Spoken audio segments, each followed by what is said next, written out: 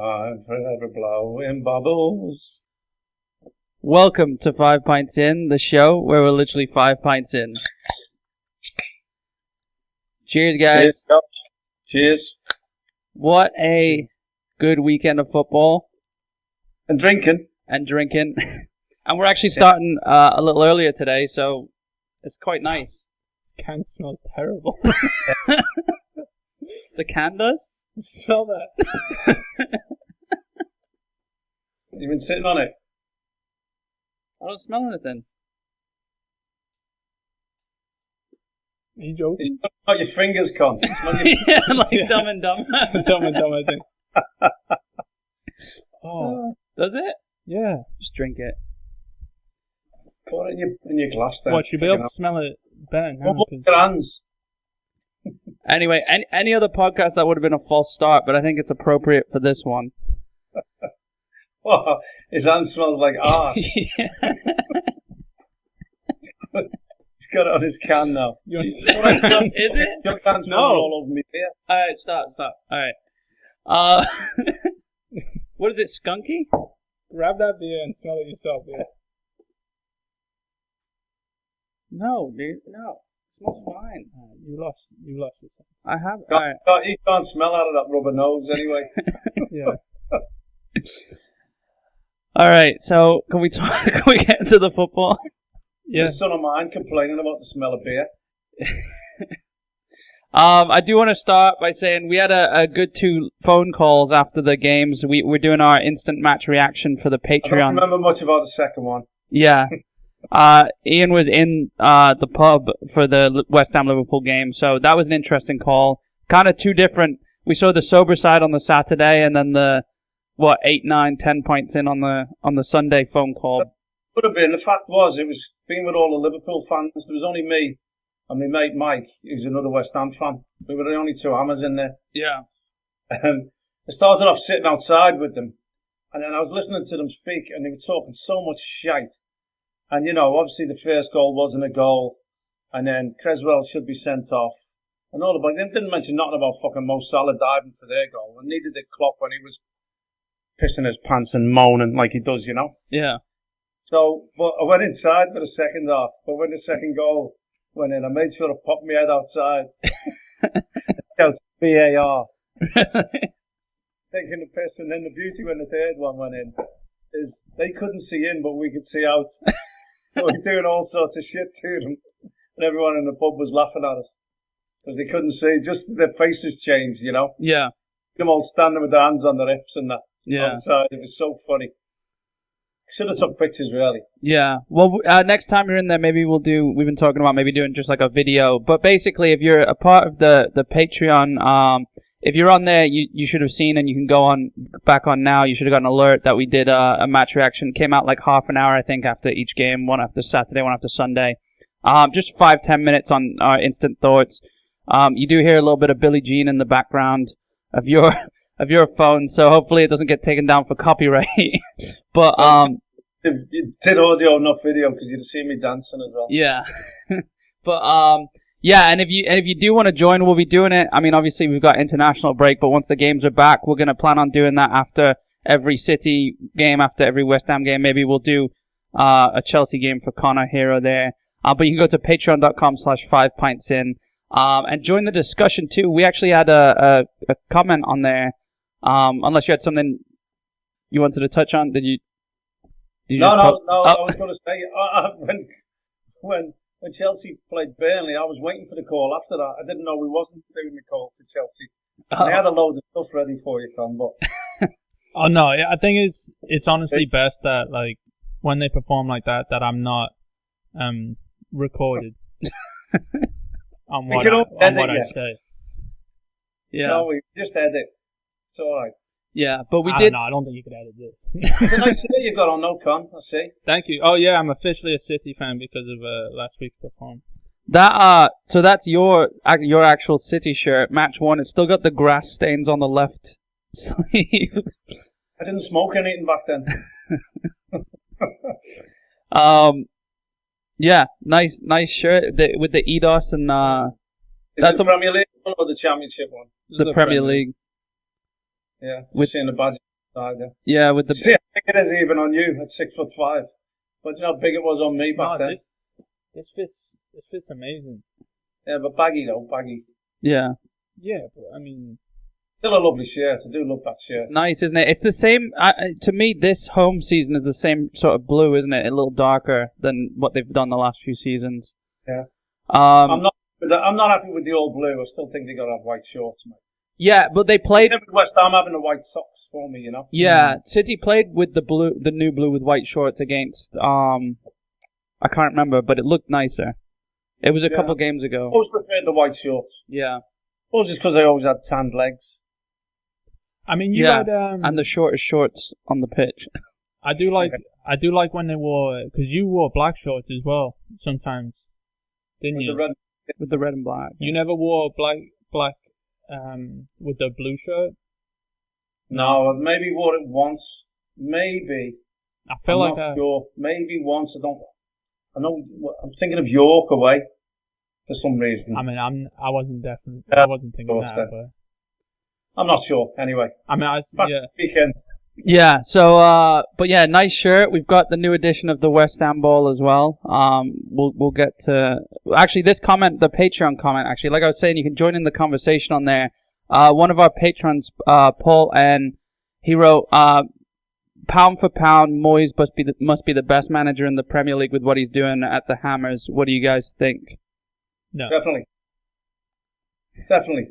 With resources, you know, I think tactically he knows his limitations. If you want to compare United and West Ham, tactically they both have the same ploy now, or deployed that for the weekend about counter-attacking. Yeah. They obviously knew. And it's similar possession as well. I think, I'm not one for stats, but I think Liverpool had 67%, City had 69%, something like that. And yet West Ham come out with a win, and United barely get a shot away. Yeah. So one thing saying we're going to be a counter-attacking team, I think the thing with United is, I think they've got an identity problem. Because they think they're United, they think they can go out and play against anyone. But you've got to realise, you're playing against City or Liverpool, which they have done in the last few weeks and been demoralised. Your tactics have got to be right. Moyes got his tactics right. Again, he never said, we're going to match Liverpool on the ball. Right. We're going to play football. We're going to do what we do well. We're going to counter-attack. And that's what he did. And Fornals' goal was the epitome of it. Yeah. Of how properly. United didn't do it once. Yeah. You know? So Moyes, for what he's got, I think he's got to be up there. Top two. I can't think of anyone right now. Yeah. I mean, has them resources and is doing, well, look, not even Arteta, who's crept up to fifth. Yeah. I mean, if you look at it, like, I mean, you know what would be a good way to measure that is value of squad compared to how good they're doing, right? Because you've got United who are, I mean, I don't think that's fair. But some squads are inflated. Some of their valuations are inflated, aren't they? Yeah. You know? But it would get you closer than like I mean, so like how would you measure that really though? Like you know, if you could get United going, but it'd be easy to say. Other people have tried, you know. But well, if someone could get United going, and they have the best, team on paper, but then they'd be the better manager. That, like, you know what I mean? Like, I know Moyes tried at United, and that was right after. And they, I would argue, maybe I think they've got better players now, because then it was like fizzling out, wasn't it? Like after better players now. Yeah. Well, the thing is, the first time in how long that because of the three signings. God knows. No, I don't agree with that. Because of Varane, Sancho, and Ronaldo, people were talking about them being contenders for the title. Right. I never thought that for 1 second. And yet people are saying it now, 12, 13 games in, whatever. As if like, oh, they invented it. You know what I mean? Yeah. I never fancied them in the first place. Well, it's easy to say pound for pound, let's say Pep or little Tommy Tuchel.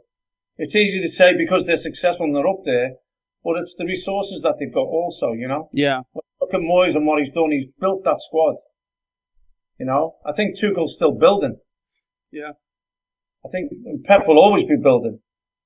You know, but I think Moyes has been set with what he's got. And he's probably used more of the same 11 most of the season than the others have anyway. See, that's that leans towards my point of I don't think you can strictly compare it to like try to just say pound for pound, because I think the players I like, if you're talking about West Ham's success in the last like 18 months, I think it's been 80% the players. Like, no, I'm being mean on Moyes. Maybe like 70% the players. I'm not trying to do that fucking song here. 10% luck, and like maybe fucking 20% Moyes. No. Like, I'm not even joking. No. It was that run of Souček. It was that run of Souček. When they have no guidance, they don't get success. It doesn't matter what the players are.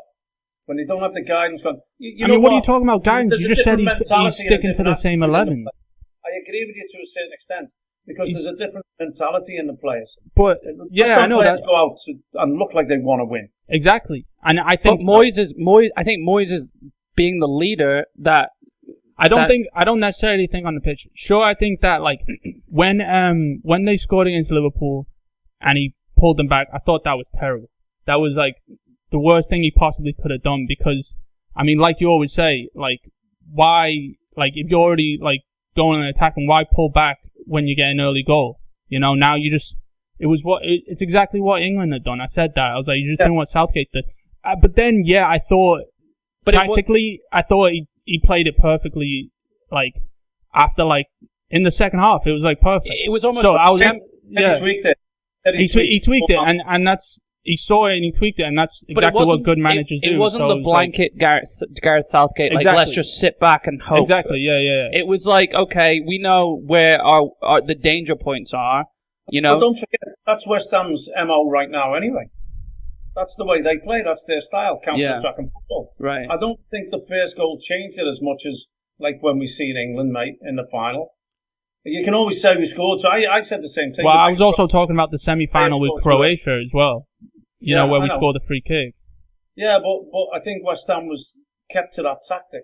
They didn't change because they got an early goal. That was their tactic anyway. You know, you start the game anyway feeling each other out, don't you? And for me, best thing to do was to go for it. I mean, they did go forward and got a corner early doors. Yeah. Which is where the goal came from. Yeah. I think it's harsh to say that West Ham's success is only 20% Moyes. I think there's a lot that goes in from him and his coaching staff into the team before. I definitely think it's mostly the players by a large margin. But we've seen over the past 3 seasons it not go right and him adapt and the system adapt. He's come upon the system. I think he's made mistakes and the players have bailed him out. And some games he's actually done certain things like this where he's proved to be the one to kind of nudge it and put it in the right direction. When most of the time, I think it's the players. Where it should most of the time be the manager. I completely disagree with you. And I think that's the only reason they are where they're at, because they do have a solid 11 that they're sticking with, that are just going out and doing unachievable things. You know, realistically, if you said this back then when they almost got relegated, every West Ham fan would be laughing at you. Yeah, you know, and if you said Moyes would be doing it, every West Ham fan would be laughing at you. Moyes wouldn't be able to put them in third place, you know? Yeah, but he's adapted, I think. Tactics. Yeah, I think he's getting there, but I think the players are way ahead of him, you know? It's the players' attitude and endeavour, Con. Exactly. I think, I'm not saying getting another manager, I think that would break everything. His tactics. Then players have to adhere to his tactics. Of course, right? Yeah. Of course. This is what's the fault with Man United is now. They don't buy into what he's doing. They all think they're superstars, though. Moyes has got them players to buy in. I think what comes into it as well, when you do have a stable starting 11, you instill a belief into them 11. You know what I mean? It's not rotating here and there. I mean, okay, he's done it still with success in the League Cup and in Europe. He's rotated for them too. But ultimately, when people look at teams, they say, my Premier League team is my best 11. Not my Europa League team or my League Cup team. My Premier, and that's every club. Of course. And I think it builds something to them and a belief. And I did a little bit, somebody tweeted me, direct messaged me, a reporter, freelance, and asked me, could have just helped him out. He's doing a piece, and he wanted a quote from an ex-player. And he said, just give me a couple of lines on West Ham and what you feel right now. And I said, Moyes has instilled a confidence and a resilience into the players. And now they go out fearing no one. And I meant that they would go and beat Liverpool. And I believe that he's in the right, Moyes is in the right for money in the January transfer window to strengthen. That's the biggest thing for me right now. You know? And I think he needs a forward and he needs another football and midfield player. I completely agree with that, but I think that it started. I feel like you're making me sound sour now, but I feel like we were having this discussion openly. Like, I feel like just so much time has passed now that it's kind of been blurred, but like they were riding that look for so long, and I feel like Moyes is somewhat tweak adapted to it. And I completely agree with everything you said. He's turned it round since that relegation fight. No, he hasn't turned it round. That's my point. Well, you know what I mean? They have collectively. Yeah. I wouldn't put it on the players. I wouldn't put it on the manager because it's got to be a collective. And also supporters, mate. They've played their part. Oh yeah. Don't forget how disgruntled they were. And we always said, look, you will mould yourselves into that London stadium if you have a successful team on the field. Of course. Yeah. They weren't doing that, and they, there was unrest for quite a long time, and now there's a unity within the club, But what kind of unravels your argument, Connor, is that all these roads, the fans, the players, they all lead back to what Moyes has done. So you might say like he's sparked it, and I think he has way more to do with it than you're giving him credit for. The fans would still be disgruntled if Moyes wasn't getting points. And of course. Look, I'm not saying that. I mean, you could say the same thing. Like, what I'm saying, look, when things aren't going right, okay? When things aren't going right, John, who gets the blame? I know that. He does, and he gets fired, and that's just been shown this week with other clubs. Yeah. Now, at least when things are going right, at least now you have to give them some credence and a little bit of credit, you know what I mean? Yeah, I mean, is it always the most attractive football? No, it isn't. But it's his way. Oh, and something else. And he's building something, you know what I mean? Let me ask this then, right? If Ole Gunnar Solskjaer was the manager of West Ham right now, would West Ham be in the same position? No chance. So, this is my point. Just because I'm not necessarily saying anyone else would have been able to do what Moyes does. Moyes is a presence. I'm not saying Moyes hasn't helped at all. And I'm sorry that I'm not giving him, it sounds like I'm bashing him, because I really do like Moyes. And I hate what happened to him, and I think he's a great manager. I think he should be in the Premier League. But I think he hit a slope. He kind of got pulled apart, kind of got found out a little bit after that Man United thing. And he's hit this, he's meshed with West Ham. And it seems, I don't know who was saying it, they were like, he seems more, not emotional, but like, he seemed like he had to redeem himself. So he seemed like he has more passion for West Ham than he has for any other club. But it's like... So don't you think that courage it takes after taking them knocks? Oh yeah, and that's what back. Yeah, is probably what his team on the field is showing. Exactly. Yeah, and sure there's got to be some relation to that. Yeah, sure. They may look at him and the manager now. There's a belief in their manager. Of course. Which is the opposite. The other club we were talking about. Yeah, exactly, and that's my point. And he's done great things with every other club that he's been at. And he is someone that in the football world you can look up to. But my point was just like, I don't think he made the right decisions within the last couple of seasons, and it's just been the players that were riding it, that were doing most of the work. But look, we've always said that the responsibility rests with the players. Because at the end of the day, you can't go on that field kicking balls with them. They've got to do the job. But he's the orchestrator. You know what I mean? It falls to him. And they do it for him. They do it for themselves. They do it for the fans. They also do it for him. And they're going out there performing because they've got guidance from him and his coaching staff. Yeah. They've got guidance. Yeah. And with Antonio. You know what I mean? Yeah. Another thing too, And Souček and Fornals hit that great run of form. And Bowen's still in great form. Another thing too, and Soufal. You can name a whole 11 plus. Another when Soufal was playing, obviously he hasn't been playing lately, but who knows how much say Moyes has had in those signings as well, getting Zuma in, getting Dawson in. You know what I mean? Like there's been if he's had a say in that as well. And I mean, also attracting those players. They've got a goalie who played for PSG. I mean, Ariola's not I know Fabianski played, but Ariola's been playing in the cup games and then Europe. So he's attracted players. So he's obviously doing something right. And it's not just. Look, I mean, the biggest thing for me. I mean, to the both of you, the biggest thing to me is last season we could have looked at it and said, "Oh, it's a bit of a fluke, is it?" You know what I mean? It was always in the back of your mind that can these follow on? Yeah. And I think at the beginning of the season we said and they're proving it now. So it's not. When you look around, why shouldn't it be West Ham? Why shouldn't he? When you see the way the season started and the way some teams are playing, look, at the end of the day, they just stopped Liverpool. They had the only unbeaten run in the whole 4 divisions. Mm-hmm. They just stopped that. The only 2 games they've lost, they've won more games than Liverpool. They've won 7, Liverpool's won 6. The only 2 games that they've lost are both home games in the last minutes or whatever to Brentford. Yeah. And then the United game where Knowles has missed a pen to make it 3-3. Yeah. So even the 2 games they've lost, they'll be gutted. Okay, did Brentford deserve it? They did a smash and grab job, which is what West Ham sort of did on Liverpool. So you can't say we should have won it, but it would have been a game they'd have expected to win. And I would even say the United game.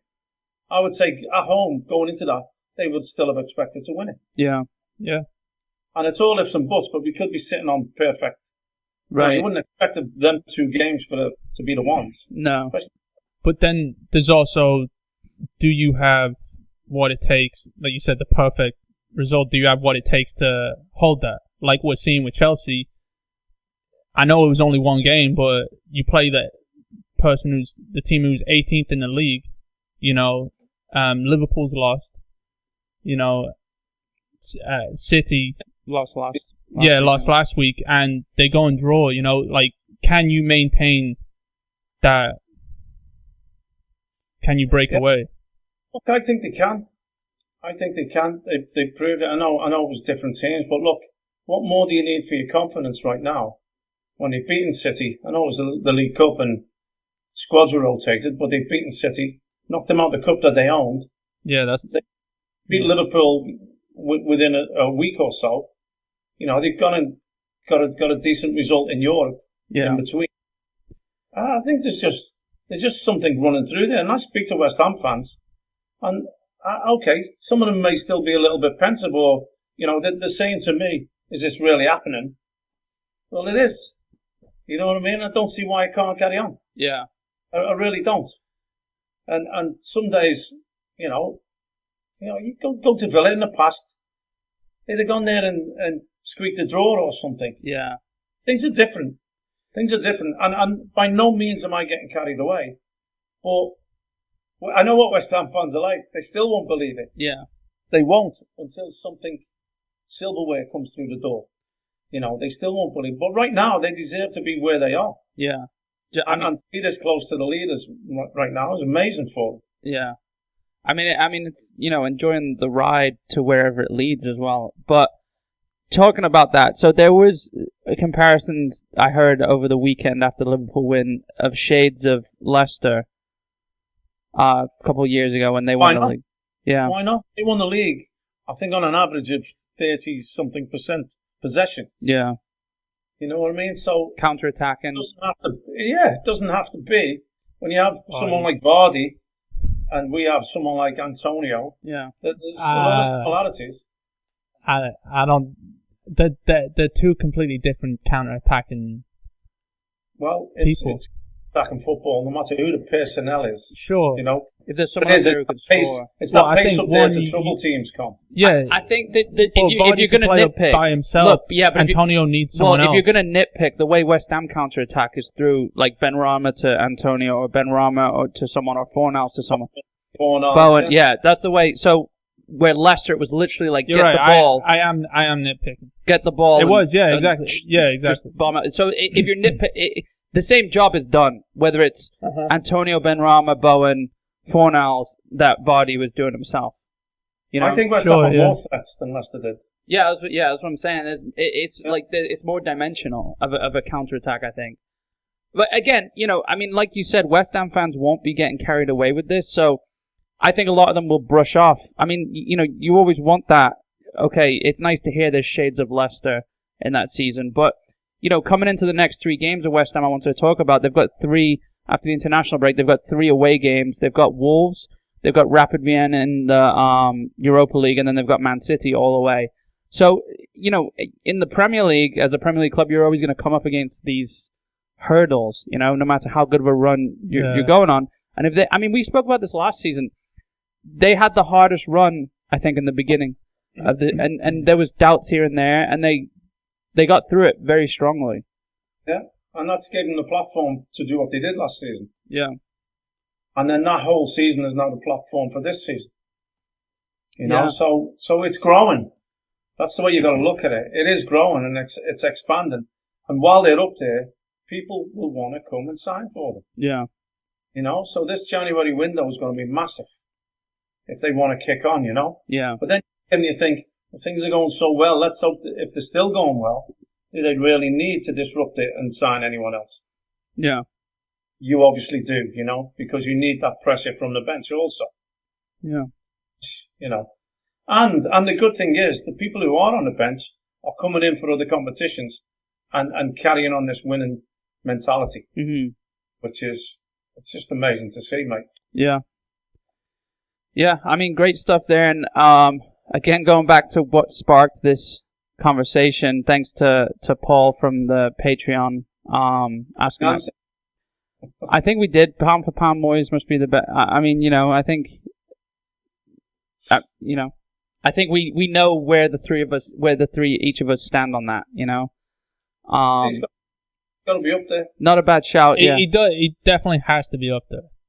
Yeah. I mean, he is up there. Yeah. Yeah. Well, going to the game itself, you know, what are your thoughts? Alisson, for me, was questionable with every goal. Yeah. Right? Yeah. Two similar. Really said that. Yeah. But the first and the third. I think the first one, he's gone into the back of Ogbonna. Yeah. Right? And he should have had it. He was weak. Yeah. He was weak. And I did have some arguments with some Liverpool fans. He was weak. Yeah, there was a fan. You heard Klopp moaning about it again. Yeah. He's up again. You know what? He's like an entitled little child at times. Mm-hmm. Oh, you know what? We're unbeaten. We're going to go forever unbeaten. Well, you're not. And you didn't. Yeah. But excuses, because you didn't say nothing about Salah's dive for the free kick, where your equaliser came from. Yeah. You know? I haven't seen that again. I haven't been able to find his... On instinct, I thought he died. He dove. Well, I said that to him. He missed I missed the foul. He was on his way over here. Free kick. You can't I get saw away the free from kick. Yeah. That gets me sometimes. Yeah. You know, it was like, I think it was the lad of Trossard for Brighton. Yeah. But he's done that extra dive. And what does me in is when they score from it, the celebration afterwards. Yeah. Knowing you've cheated, you know. That does my friggin' head in. Yeah. You know, it's one of the things about modern football today that really gets me. That and the petulance and naivety of some of the players. Yeah.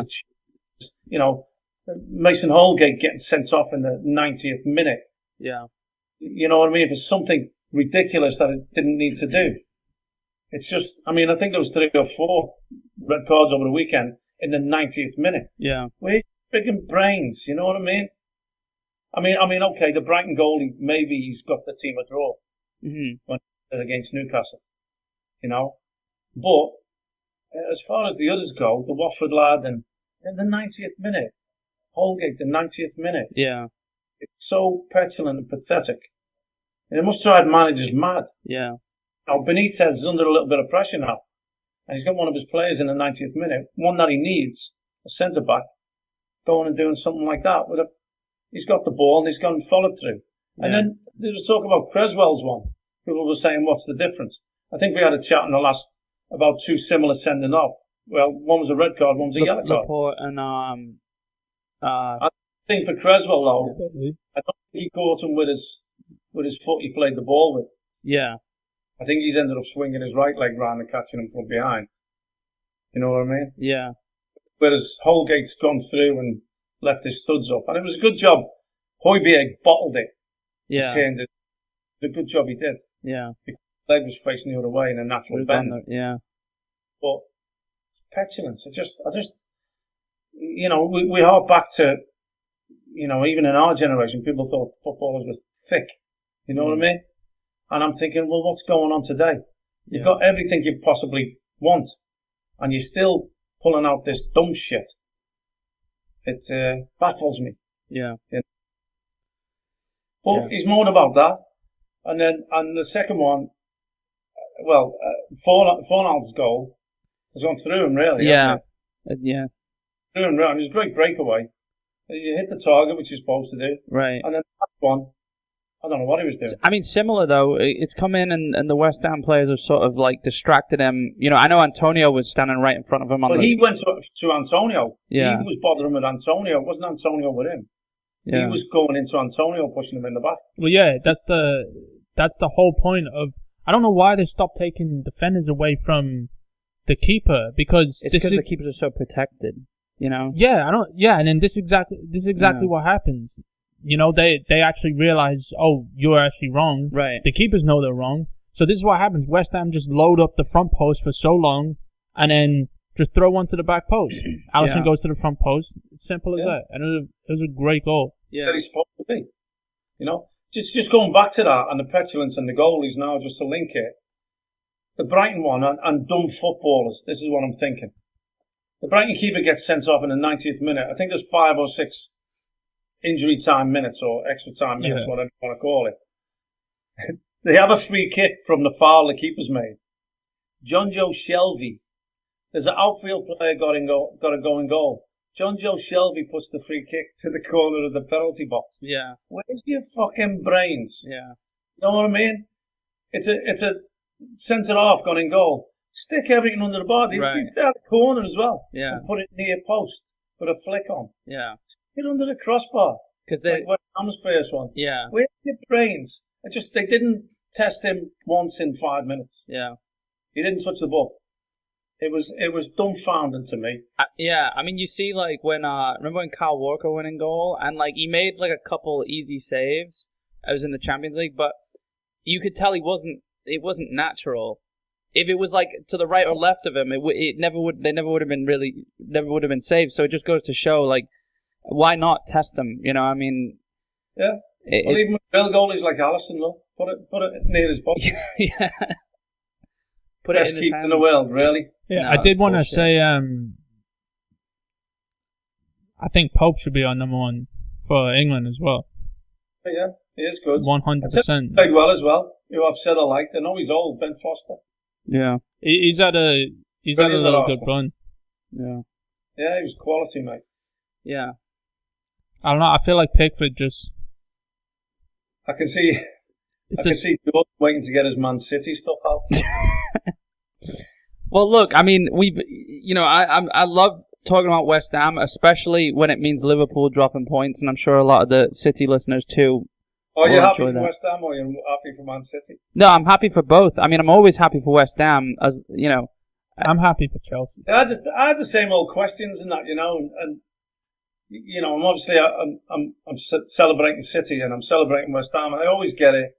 Oh, you know, but aren't you an Arsenal fan? Listen, if Arsenal were playing any of my teams that I played for, I want Arsenal to lose. Yeah. Right? I do, because I have a different love for the teams I played for. Yeah. And I ask that question all the time. I think it's... Arsenal haven't had a spine also for like the last 20 years. When we talk about managers and influencing their players and influencing what's going on, you've seen a fucking character transplant. Yeah. from Mikel Arteta, right? Yeah. And doesn't it show? Yeah, I've seen. Working at now. I've seen a lot of pictures online of him with like no hair, looking like Pep, like just like he's trying. Just you saying character transplant, thinking about hair. It just I don't know. Oh, but he has though, hasn't he? He's animated. Yeah, he's involved in the game. Yeah, I think when you look at Solskjaer, yeah, his team reflects him. We've said it. Yeah, you reflect your manager's personality, like Chelsea do with Tuchel, Klopp, and Liverpool. Yeah, you know, Moyes. That team shows his personality. You know, they're being hard to, right? Stern. Yeah. No, he's not going and that. I mean, he admitted himself. He would have loved to have run down the touchline when the third one went in, but his knees are shot to bits. Yeah, yeah. And he said, and it was Liverpool, and with 20 minutes left, you don't celebrate right, like that. Yeah, yeah. I think just going back to people asking you about Arsenal, I think it's hard for like a lot of people to like put themselves in your shoes, where it's like, or like a lot of footballers' shoes, you know, where it's like, I mean, you hear it over here. Lee Dixon does the commentary. He's a City fan, but he played for Arsenal, so obviously there's loyalties. For you're a player, that's the thing. Yeah. And stick to your guns. Yeah. To me gunners, as I would say. But it's not like 6 years old. Although I always said I wasn't going to be anything else. You never guaranteed to be a footballer. Yeah. So when you do play for certain teams, you have a different love. Because I've said it before, I really don't have the affinity with Arsenal fans that I do with the teams that I played for fans. Right. And that's the difference. Right. You know, Arsenal's the team I support and it's stuck to, and you know, it was everything about it. It was Charlie George, it was the kit, the red with the white sleeves. You know, it was Liam Brady after. You know, you can go right through it. Yeah. Bergkamp, Thierry Henry, players I got to play against, and it was a special day for me. Yeah. I guarantee you, when I'm wearing my colours against Arsenal, yeah, I'm all out to beat them. Yeah. I'm not a fan that day. Because it's you personally against them. It's like, yeah, it's in my team. Yeah. You know, it's the people that I go in the trenches with. Yeah. You know, it comes second. Arsenal comes second to the teams that I played for. That includes Bournemouth and Carlisle, mate. Yeah. I'll tell you. Even Everton to an extent. Yeah. Oh, it was brief. I don't know. Is that different if Arsenal actually? I mean, that was a bit mean of a comment, but like actually have showed anything within the last couple of years. If like West Ham, how it's been like building up, and now like they're kind of getting the rewards. Arsenal, I mean, they beat. Arsenal have been doing better than Arsenal did better. I know than they beat West Ham us in the. I'm happy to see Arsenal back in amongst it, mate. Yeah, I know, but it's like it makes me smile. Also, it's like a whimper, though. You know, it's like do you just want them? Do you just want them floating around and being like, yeah, they were my boyhood team, or do you want them out there going and just like dominating? I want their status back. Exactly, and that's going to take a while. I do. I mean, I'm not. My love for Arsenal doesn't weaken. It's just a different love for the clubs I played for. I'm still the same Arsenal fan. And look, whoever they're playing, as long as it's not West Ham, Man City, then I'm all over them. It's why I'm critical of them. It's why I've been hard on Arteta. Because it hurts me also. Because, I mean, look, I was 6 years old, so it's been a long time. 50 years. When you were, like this time, like 2000, 2001, when Arsenal went on top, were you not, like, the biggest fan of them then, again? It hasn't changed. Different. Well, that's what I'm saying. Like, did you, like, is it the same exact thing that you're saying right now? Like, back then when, like, the Invincibles even, were you, like, if Bournemouth were up against them, I'd rather Bournemouth win? Or was it just because Arsenal were showing heart? One loss or two losses in a season isn't going to define your season. It shouldn't do. So them days, settle for a draw even, you know. It depended how much Bournemouth needed the points. Yeah. Or how much Ham needed the points. You know, or back then how much City needed the points. You know what I mean? So it was a case of they're okay, Arsenal's okay because they're up there fighting, And if these lot are struggling, West Ham or Man City or whatever it was, then I'd rather, if they needed the points more, then it's like when West Ham play City. Who needs the points more? Because I can't pick a winner. And most of my predictions will be a draw unless it's, the void is that different. 'Cause don't get me wrong, West Ham, I've seen West Ham go to the Etihad and win games. But then I'm neutral. Or who needs it most? Yeah.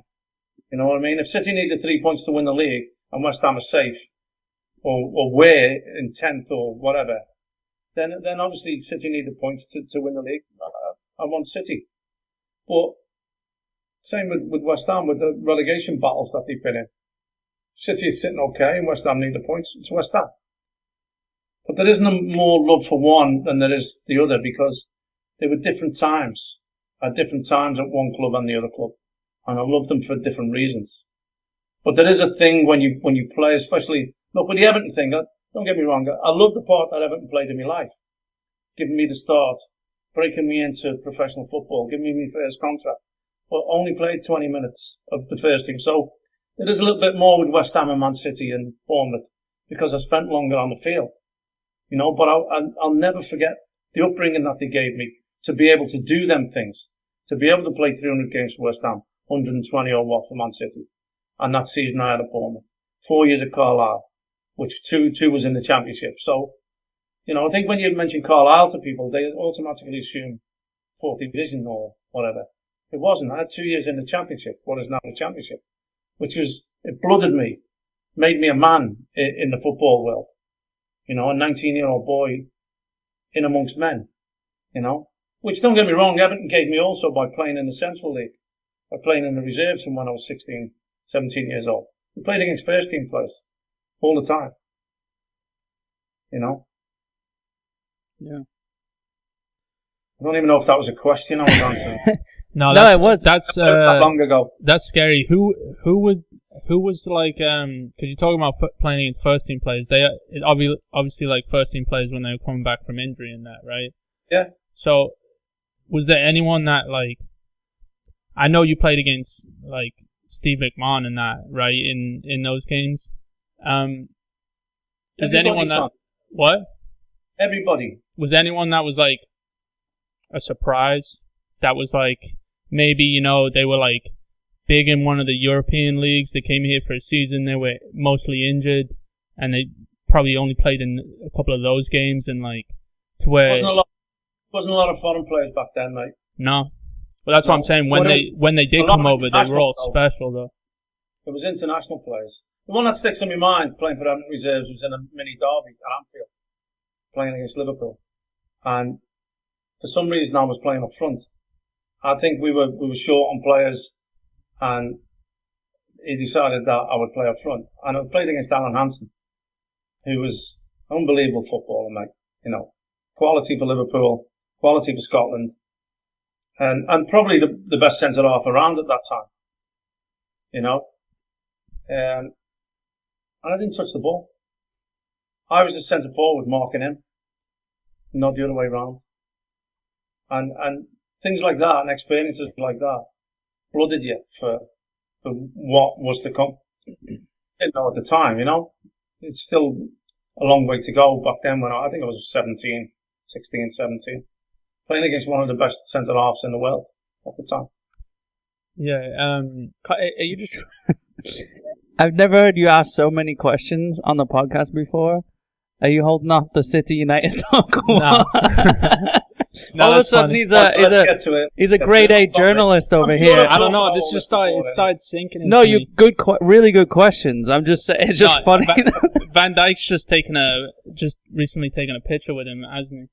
And imagine that. Imagine that partnership. Better on the ball, though. Yeah, but who was one player? And again, not to like also steer the ship away. Who was one player you played? Was there any player you remember playing with or against in the reserves that went on to become like who was the biggest name? Do you think you? I know this is putting you under. Realize how many beers I've had since I was 16. Yeah. If you had to weigh your brain cells, you'd have to give me a day to go back and think. If you had to guess I'd have to go through all the buckets in the garage. If you had to guess how many beers you've had, if you had to guess how many beers you've had since you're 16, what do you think it would be? No, I don't know. Didn't you had a who was it? You had a wild story with someone. They just came. Who was it? Cantona? It was someone that you were showing around. Oh no, Cantona, yeah, when he first signed for Leeds, we took him to the PFA Awards with Gary McAllister. Mm. And we were out till about 5 or 6 in the morning. And he couldn't speak a word of English. That's so fun. Nice, what a good night. They were great nights. So, consider I had to bar myself from going. Yeah. They're other stories. About 4 years on the spin, I embarrassed myself. Yeah. Mm. Stories for another day. Yeah. Maybe think about... Come up and visit you. Yeah, that'd be a good one to do in person when we do the podcast together. And think about the player thing, because I'm interested if anyone comes to mind. But let's move on to the City United result. At this point... Result? What? Just the result doesn't matter, does it? Performance. It was like, you know, Muhammad Ali used to put his hand on the boxer's head. Yeah. And just keep him there. That's what it was like. Ollie's come out with a blinder, hasn't he? The international break will do us good. Because there's no points to be lost. But nobody can hammer you next Saturday. Yeah. That's why it'll do you good. Where does he come up with this shit? I don't know. He's just trying to buy time. Well, wait a minute. No. Don't you want to get back on the field as quick as possible? Yeah. And get a win? And then put these behind you? Or do you want to have time off? Yeah. And everybody's hammering you? You know? He needs to go look at Norway, doesn't he? People will be distracted. Well, what's come out is apparently United are looking at Pochettino and Brendan Rodgers for his replacement. So I think if they get to sit on it and think about how bad it's been the last few weeks. Does Brendan Rodgers go to United? I think it's just because City were looking at him as like long-term Pep replacement. I think United need to. I think you might do. You know, I think you might do. I think there's no loyalty anymore. They even asked Tuchel. They're like, "What do you think about Conte going to Spurs? Do you think you'll ever manage Spurs?" And he's like, he literally just. I mean, he had to say what he had to say. He just dodged the question. But look, you've got Benitez at Everton. You know, yeah, sure, but he already did that with like Liverpool, Chelsea, kind of like. Yeah, sure, and time has passed, and like he dropped for a while, and then. Look, he got fired from Liverpool. Like Liverpool, yeah, Liverpool, man, yeah, because I felt like he was like going like blind or hungry with power, you know. But like United, Liverpool, that's maybe a line you don't cross. Yeah, you know. Yeah, there's been no talk of whether, especially if you're like, yeah. There's been no talk of whether he's like would accept or not. You know, so this is just United looking at managers. So I'm just salty about Conte. It's one thing saying you're happy at your club, but look, as clubs, put Leicester next to Man United. Yeah. And if you're in the football game, you have to have ambition, right? Mm. And it could possibly be one of the biggest jobs in the world, in world football. Yeah. If not, the biggest job in the world. Yeah, for sure. You know what I mean? So who wouldn't want... them opportunities don't come round. Yeah. Very often. And when it does, I think you've got to take stock and you've got to be able to take the shit. Yeah. Look at Rafa went in and said, yeah, I'll take the shit. Yeah. Because I trust myself to turn this club around and do good things to keep them off me back. Yeah. Now, you've got to think like that about yourself. I don't believe Ollie thinks like that. No. What about... sorry, I don't know if you were... No. One was just... what? I don't know if it's a fact, but what about Unai Emery like turning down the Newcastle? You know, that is literally the once in a lifetime. Like Unai Emery's net worth will quadruple. Can I Can we table that? I wanted to end with the managers and the whole firings and the switch arounds in Newcastle and Eddie Howe and all that. Talking about the City United, yeah. I know. So I want to table that question, the Unai Emery to Newcastle and turn it down or whatever. Sure. I just want to let's get back to City United. Right, well, I was talking about Ollie anyway. No, I know you were, but I'm not saying... I was talking about the comment, and I honestly believe that they won't fire him. Yeah. It will go the same again. They'll brush it under the carpet for 2 weeks. They play Watford next game. They'll get a win again. Then they'll come up against Chelsea or somebody in a couple of weeks. The same shit will happen. Thank you. Unless he's got his shit together, which he won't have. Because I watched them before the game. Lee Dixon and Graham Lasso were doing a tactical spot. And they showed you them warming up on the field, and they showed you the 5. And whoever the coach was just throwing balls up in the air. They were coming and heading it and then getting back in line. Yeah. Whoever was coming out to address the ball, and they were going back in line.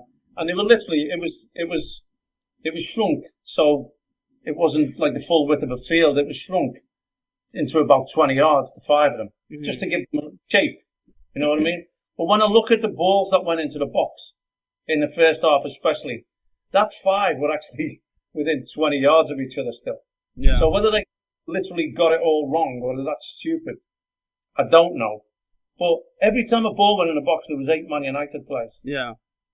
And still chances came out of it for City. Yeah. So 3 of them were marking no one, which was the 3 centre-backs, which is why we said Pep would play the false 9. Yeah. We knew Ollie was going to go to the back 5. Sure, and Wan-Bissaka didn't know whether to have a shit or a shave. Yeah. I think that's the second week in a row you've said the same exact thing about him. I think so, yeah. Well, they did have 2 consecutive weeks then. Or 3. But I think they did that because at Tottenham were just getting wide trying to put balls in the box, and if it did go past the first or second man, there was a third man there. So they were probably like, ooh, this works. Let's do that against City. Because it was just Tottenham. Right? Don't get carried away with Liverpool's 5-0 because it was just Man United. Yeah. You know, it's the 5-0 against Liverpool, the 2-0 against City. City's was a more dominant performance. Oh, yeah. Than Liverpool. Definitely. Yeah. I think Pep's half-time talk was, don't score any more goals because they might fire him. Yeah. We don't want that to happen. Yeah. He'll still be there. Yeah. And that's the only thing I can think of why they didn't. I know Foden hit the post in a very similar position to where he scored at Anfield. It's Liverpool, yeah. You know? But one shot, Ronaldo's shin volley. Yeah. What, did it hit his shin? Shin did, yeah. All right, but Rooney's bicycle also hit his shin. You know, it's like as Bailly shinned it. What'd you say? Oh, Bailly. No, Ronaldo's volley was his shin. Yeah. Oh, do you know? What was this that? United had more shots on De Gea than they had on Edison. Oh, really? Yeah, they did. Yeah. That's funny. It was 2-1. Yeah. Yeah, because Lindelof nearly scored an own goal. Yeah, well. Saved it with his feet. He did make some great saves. Look, it could have been 5 at half time. Yeah, 4 could have been. The save off Jesus was fucking unbelievable. Yeah. No. I think it is, but Jesus needs to put that away. I think Jesus. What's he doing? What's he doing going? Can't buy a goal against United, can he? Huh? He's never scored against them. No. In 12 or something. It was just one of those. I mean, I hate to ever compare, like, you can't compare anyone to Aguero, but you just see Aguero smashing that in the roof of the net, you know? Yeah. But you see him in the roof of the net, don't you? Yeah. But it's not fair to make that comparison, but it was just that.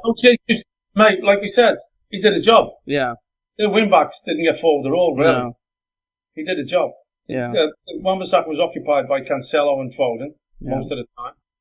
And then we said Jesus would be out there to stop Shaw. Yeah.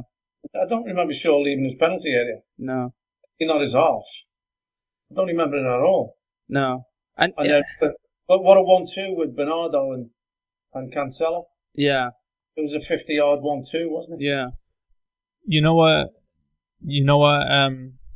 I was just thinking, and I don't know if I'm just looking too into this, because, like, Fergie's, like, healthy again and, like, coming back to the games. I think Solskjaer will go because, like, pressure.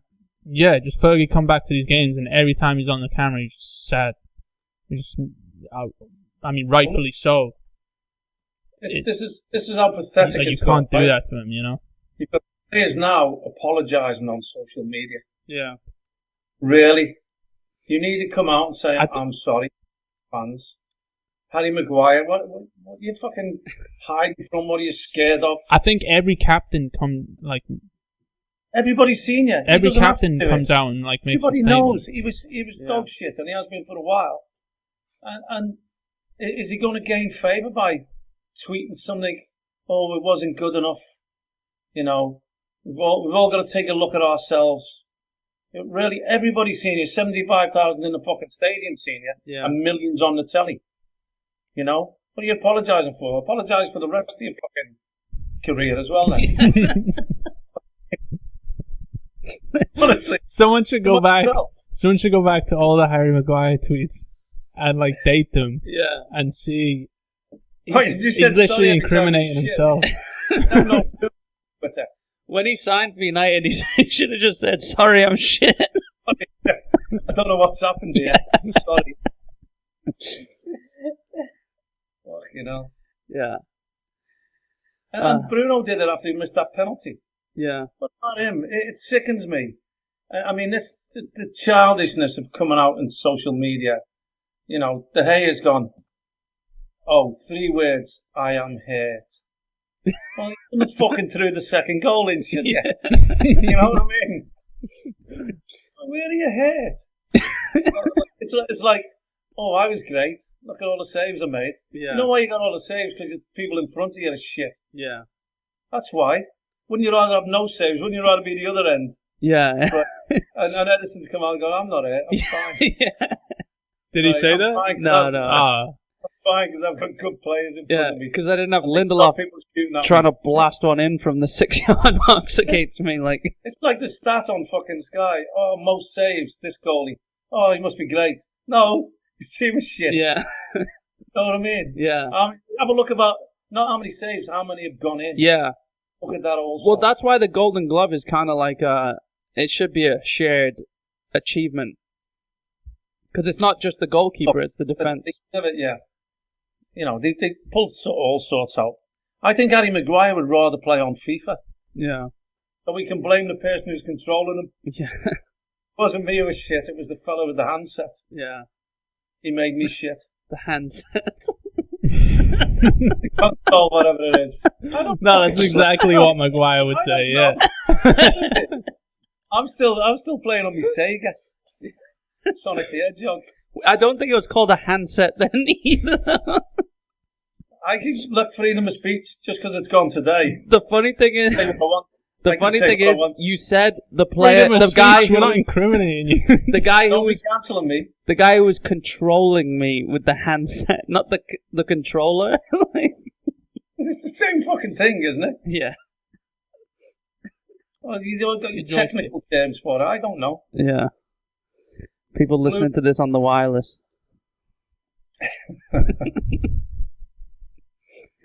I've got my gramophone records. Yeah. Mate, it was just total pure dominance. Wouldn't they just be regular records? What, mate? What did you say? Wouldn't gramophone records just be regular records?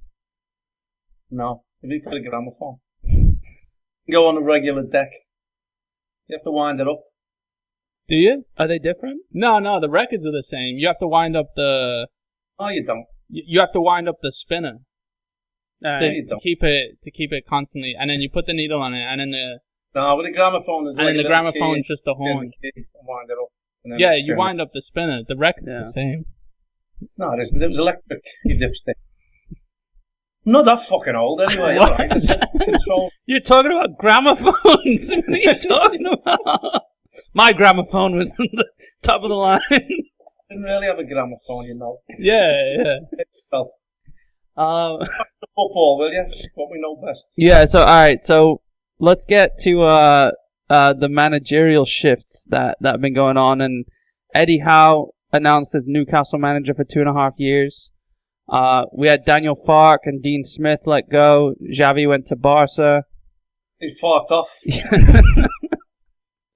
You've been waiting for him to get sacked for the longest time. I didn't know what he was going to talk about. I've said it about him before. It's funny sounding name. I know, yeah.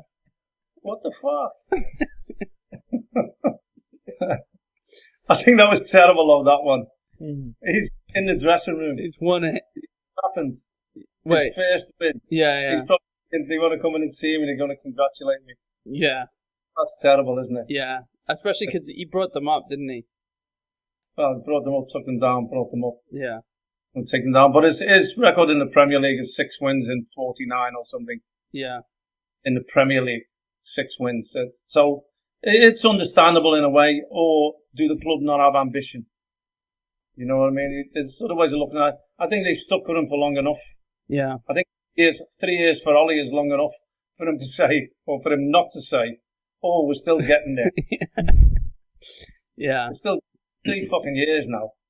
You know, if you look at him there, I mean, he's gone grey in them 3 years, and you can understand why. Yeah. He's no longer the baby face, is he? I've never known a manager stare down the barrel for fucking so long. Yeah, what did they say? Bugs Bunny and Elmer Fudd.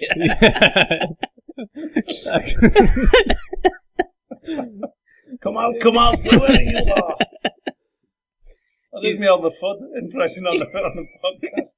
You can edit that. Yeah, we'll clip it. Yeah, they said, who was it? Arlo White was saying, he's got a glazed. Well, he described it perfectly, like a glazed. He had a glazed look after that goal. It was a glazed something, and you just see Solskjaer, and it's like he's just not there. You can imagine what's going through his mind. Get me the fuck out of here. He's looking, smiling, talking to himself. Yeah. Shit. Dig me a hole. Yeah. Well, it's just crazy. I mean, there's been so many. It's like everyone's trying to get rid of their manager so quick because they know that there's going to be none left. You know, and United is still just sitting there. Oh, what if Dean Smith goes to Norwich? What the fuck goes to Villa? I mean, they're getting all they're sacking all their managers now, getting all the new ones in. So Ollie doesn't have a sniff or a say when he finally gets there. It used to be you won't last till Christmas, won't we? Yeah. It used to be Christmas, and now they're like, hold on a minute, international break. Oh yeah. You've got 2 weeks. Yeah. You got 2 weeks to get someone in and get them acclimatised. Yeah. So the Dean Smith one was a funny one for me. The Norwich one, they've got to do something. Yeah. I mean, well, the fifth win, 6 in 49, whatever. Who was the other one? I know Steve Bruce was a couple of weeks back, but yeah. I mean, I know Barca just appointed Xavi. I think that was it for firings, though. Who's available? There was left? 5, wasn't there? 5 firings this season so far. We're talking about the Ajax coach. I mean, what top managers are going to be ready? Or you know, I think this is what's saving Ollie. I mean, look, you got Zidane just hanging around.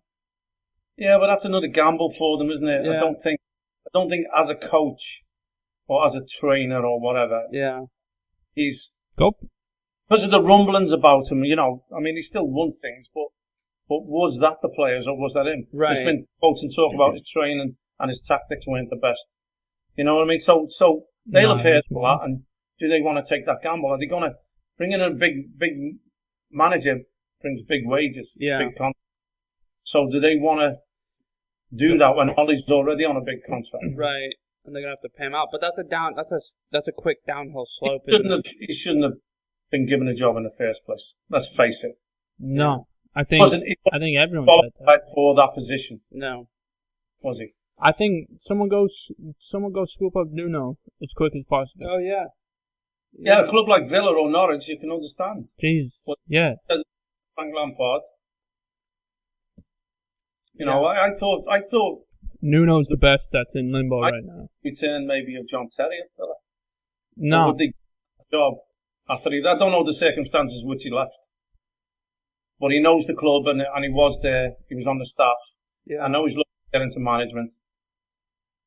Was Craig Shakespeare was the assistant, wasn't he? Yeah. So I think they fired him separately. I thought I saw a headline. Yeah, I don't know whether he was put in charge temporarily and then let go after. Look, they've got I don't think they put someone in charge temporarily when they've got 2 weeks to find someone. Yeah, no, I know, but it was just I saw a headline, I just put two and two together. Craig Shakespeare fired, and it's like, well, obviously because normally your staff goes with you. Yeah. Yeah. I think that's why Eddie Howe was. There was talk that it might fall through because of Jason Tyndall's contract. Yeah. His assistant who we had at Bournemouth when he resigned, didn't he? I wonder though if these, how Eddie Howe getting appointed to Newcastle. I wonder if they knew, if there's any rumblings. I mean, because any of these clubs would take Eddie Howe. I think. Oh yeah. I think. To me, I thought Newcastle would have gone for a bigger name. Not to disrespect Eddie Howe. I think he's a great manager, but just to attract the big name players. Yeah. I mean, he still can obviously, but I really thought it would have been Mourinho, and I still think Mourinho's sniffing around to come back to the Premier League. I know he's at Roma and. Oh, you're saying for Newcastle? I thought that was going to be the case. Yeah. I mean, Mourinho. I guarantee, in the future, Mourinho will be at Newcastle. Yeah, but I'm saying, do you think Newcastle wrapped it up with Eddie Howe because there was some rumblings about Farked and Dean Smith? And right now they need someone to keep them in the division. Yeah. Yeah. And they'll have the money if a big name does become available. Yeah. They'll have the money just to pay Eddie off, no matter what he's exactly. That's the sad thing. Yeah. They need a gatekeeper right now. I mean, look, when he was at Bournemouth, I was even touting for England, and I thought a big job was on the horizon. I thought maybe Spurs I wish he did. A big job was on the horizon because I think he's deserved it, and I'd like to see what he's capable of being in a bigger club with more resources. Yeah. Because it is attractive football that he plays. Yeah. It is an attacking, positive style of play. What he implies, implores. Yeah. Yeah. So did you say enough about the City game? I mean, I think it said enough for itself, really. I'm happy with the, Just the golfing class, mate. Yeah. If Cancelo's going to be on the left, just don't let him put that ball in that he's been doing all season. Have they not seen Cancelo all season? Yeah. He's done that numerous times. Yeah, I mean, we've been loading them up for a long time, haven't we? Yeah. Well, not even just that. It's more mechanical at this point. That's not even Cancelo's best strong suit. It's like all he's doing is just he's De Bruyne-esque. Just putting the ball in this area. Yeah. And no one's dealing with it. It's like it's almost like football's like how defenders was the bad part of last season, and now they picked up. Now it's like no one's defending that properly. Right.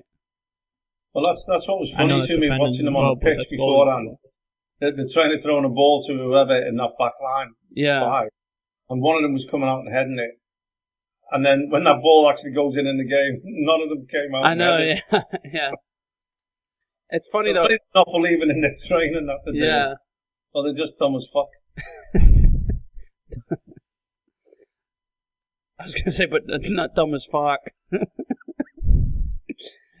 I should have let that slide. But, yeah, it's funny, it's like, oh, United play back five, we're just going to play a front six. Yeah. Just outnumber them in the, on that line, and it'll be fine. Yeah. Great though, won't it? Yeah. It just makes me weekend to watch them crumble. Yeah. I mean, it was either watch us dominate and win. And yeah. It's just as funny watching them crumble. Yeah, because I saw a few videos of, there was some idiot Man United fans screaming at the players as they're walking back to the bus. And Bernardo Silva's just smiling at them all and just looking at them and laughing and smiling at them. It's so funny. I'll tell you what, look, if Ollie's still in the job for the next game, it'll be interesting to see how brave he is when Donny van der Beek gets the biggest cheer and play them. When he gets the biggest cheer, it'll be interesting to see, does he start him? Yeah. Was that... But fan pressure. Yeah. Is he really strong enough? Does he fucking start him? I mean, look, Fred and McTominay were fucking hopeless, weren't they? And yeah. Well, that's what... Was it booze for Fred coming off? Well, that's what we said, yeah. Or was it as much a cheer for Fred coming off, yeah? Yeah. Yeah. Yeah. I mean, Roy Keane kind of said it.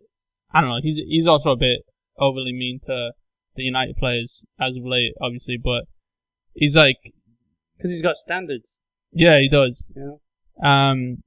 He's like, yeah, Van der Beek's, he's alright. I don't even know if he said he's alright. He's like, he's an average player. Like, this is what they're like comparing to. Right.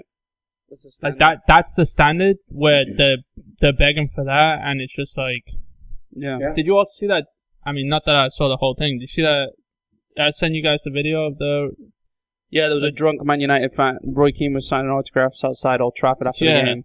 There's a drunk Man United fan like saying, "What's going on?" And he's like, "He was drunk." I think that's what Roy said to him. He's like, "You've had 2 beers." Kids, have you? Yeah. Oh, you sent it, didn't you? Yeah. And you're angry because they lost and you want to take it out on them. Yeah, he's like, "I'm just here signing autographs." What a dickhead. Yeah. All right, guys. Well, great weekend of football. We've got. Couldn't wait for this one, mate. It's good. Yeah. Yeah. Don't forget, we'll be doing our instant match reaction on patreon.com/5pintsin. And thanks again for the questions on there. If you want to ask your questions, you can go on there and listen to the match reactions we just had over the weekend. I think it starts at like $3 a month for the Patreon, so we appreciate all you guys for subscribing to that. Yeah, and then other than that, can you show the back of that shirt? Yeah. This was That's we actually didn't even talk about him, but I was actually gonna talk about Alexander Arnold. How? Well, hold on. This is also not my shirt. I lost the predictors. No, it's all right. He's been doing really well. It's nice that you're supporting him. So come on, join the community. I got Connor this shirt for his birthday because the England one I got him with James on the back didn't work out. So, because he doesn't play for England. Yeah, I couldn't find it. Yeah. No, you got me an England shirt with LeBron James on the back. They printed it like a basketball thing, like really small, but because he doesn't play for England, yeah. That's the point. They're not really small, and that's why we don't have a fucking Euro. I mean, that's not why, but that's funny. Well, yeah. Yeah, sorry. All right, guys. Well, thanks for listening, and we'll talk to you next time. Cheers, guys. Cheers. Shout out. I'm forever blowing bubbles.